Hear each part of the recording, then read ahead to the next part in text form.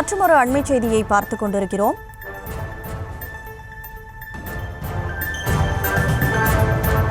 கோடைக்கால மின் தேவையை சமாளிக்க 7,915 மெகாவாட் மின்சாரத்தை குறுகிய கால ஒப்பந்த அடிப்படையில் கொள்முதல் செய்ய மின்வாரியத்திற்கு மின்சார ஒழுங்குமுறை ஆணையம் அனுமதி வழங்கியிருக்கிறது. இது தொடர்பான முழு விவரங்களோடு செய்தியாளர் பாரிகார்த்திக் இணைப்பில் இருக்கிறார். பாரிகார்த்திக், முழு விவரம் என்ன?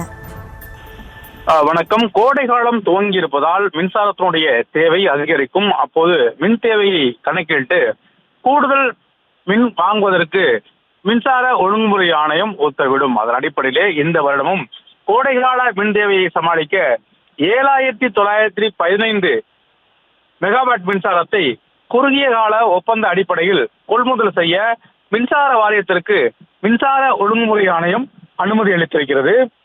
மார்ச் மாதம் நள்ளிரவு 12 மணி முதல் காலை 8 மணி வரை 850 மெகாவாட்டும், அதே போல மாலை 5 மணி முதல் நள்ளிரவு 12 மணி வரை 1,425 மெகாவாட்டும் வழங்க உத்தரவிடப்பட்டிருக்கிறது.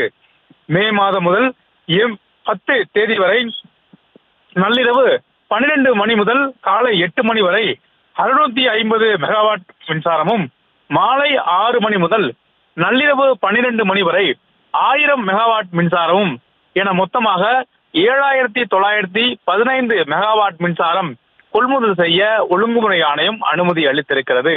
கோடைகால மின் தேவையை சமாளிக்க 7,915 மெகாவாட் மின்சாரத்தை குறுகிய கால ஒப்பந்த அடிப்படையில் கொள்முதல் செய்ய மின்சார வாரியத்திற்கு தற்போது மின்சார ஒழுங்குமுறை ஆணையம் அனுமதி அளித்திருக்கிறது.